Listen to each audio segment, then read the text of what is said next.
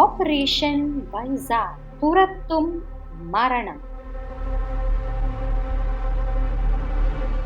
Binocular வழியே பார்த்தவர் ஐயோ என்று அதிர்ச்சியில் கதறினார். அலறி அடித்துக் கொண்டு இந்த 6 பேரும் இனோவா நோக்கி ஓடினர். அவர்கள் பார்த்த அந்த உருவங்கள், வந்தவங்க நம்மள வீடியோ எடுத்திருப்பாங்களோ? 1 மணி நேர பயணத்தில் ஹோட்டல் துவாரகா வந்தடைந்தார் ஜெகன். அவருக்குள் ஒரு இனம் புரியாத பதற்றம் இருந்தது.